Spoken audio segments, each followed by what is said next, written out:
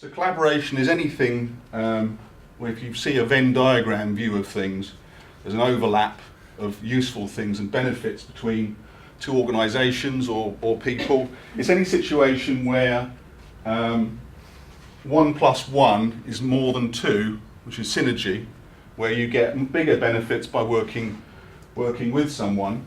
So what is collaboration? It's basically the process of two or more people or organisations working together for a common purpose. So there are various reasons as to why someone would want to collaborate. Some of the obvious ones are you can move faster if you've got two people or more people. You get a more nimble arrangement because there's more of you. More opportunities because you get access to bigger companies, because you're presenting yourself differently with a wider skill set. More redundancy. So that means basically if one person is busy working on something, someone else can go and deal with something else that comes along. And the most important one, probably from the perspective where I work, is the cost savings. Basically everything is now shared expenditure. So capital equipment or hours that are put in, you're suddenly getting far more for your money because you're splitting it amongst more than one person, and you get savings as a result of that. Although it's a good idea, don't jump into it too quickly. Trust is a very, very important part of the process. It starts with when you first meet and then it builds. You need to have the right personality for it. You have to be fairly tolerant and patient, and you have to know how trust works fairly instinctively to be able to gauge someone and work with them over a long period of time. And probably one of the most important things, the characteristics, is having the same risk aversity as each other. It sounds like an obvious thing to do, but I've seen some hugely mismatched, risk-averse people that have worked together, and you don't want all the client money on the 420 at Sandown. That may appeal to one person, but it doesn't appeal to necessarily everyone. Do you really need to do it? It's an obvious question, but some people are too busy making money doing their own thing. They don't need to do any collaboration. So are there clear and tangible benefits from doing it? If there aren't, then why bother? What's the point?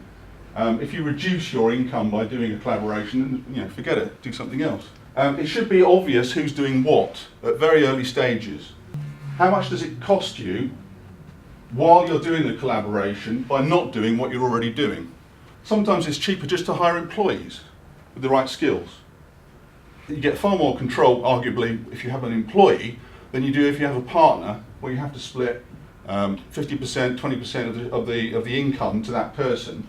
It's usually a lot more than the cost of an employee or a contractor.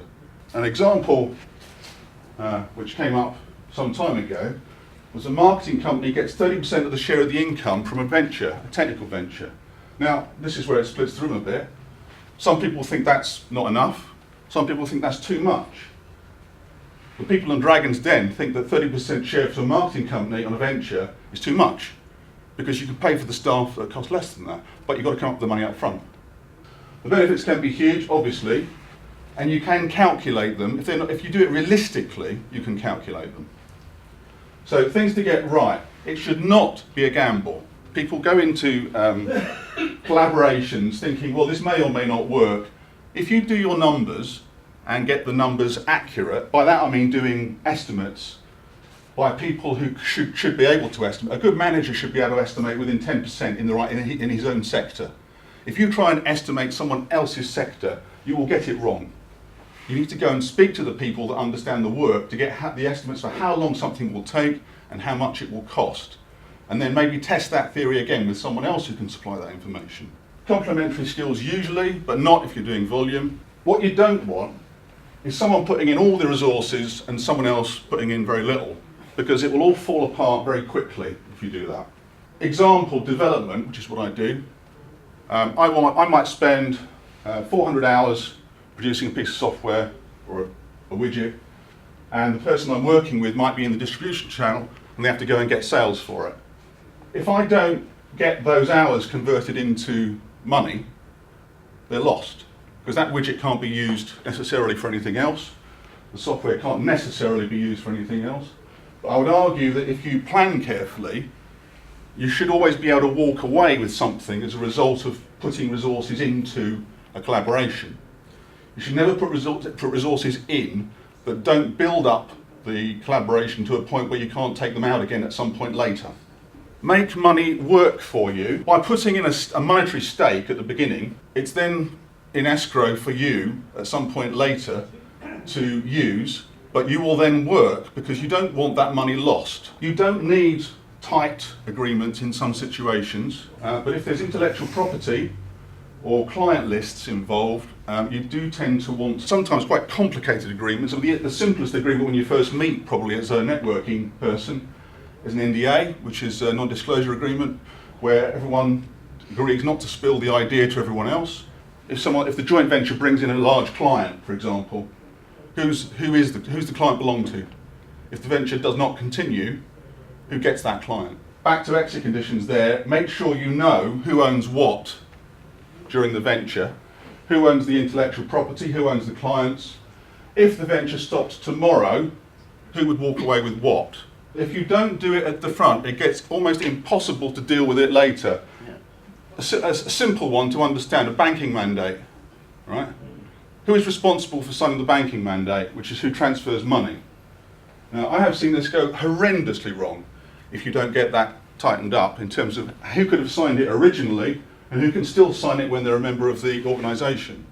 This is probably the most difficult area to deal with. You agree that you're going to do something, Jim does this, Bob does that, and then all of a sudden Jim discovers something shiny to play with and loses interest in the venture and doesn't deliver some of the things he's supposed to go and do.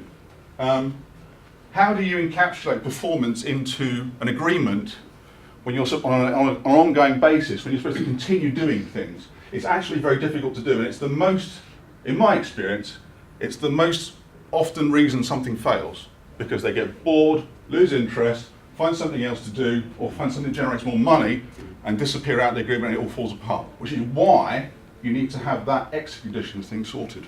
All of this can be dealt with if you keep a review process in.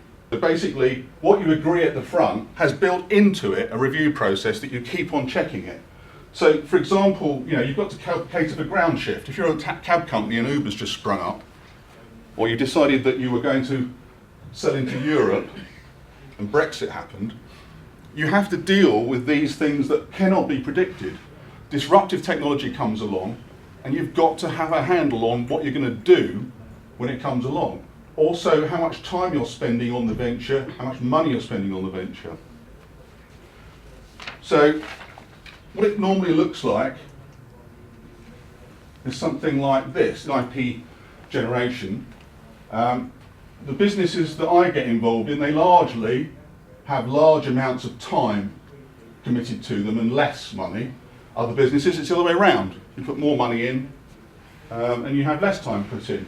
So the cumulative cost is continually going up, usually mainly due to man hours.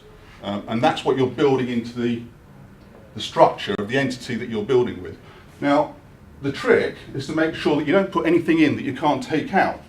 Now, time and money are interchangeable, but what you've built is something that has resale value. So you've built intellectual property.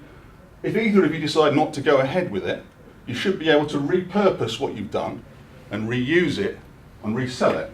So that's the thing to be thinking of, the end game. Always be thinking of the end game in terms of what happens if it doesn't continue to go ahead. I think in California, they call that failing safe. So you don't invest time, particularly time, because you can't get it back as easily, into something that can't be repurposed or reused in some other way.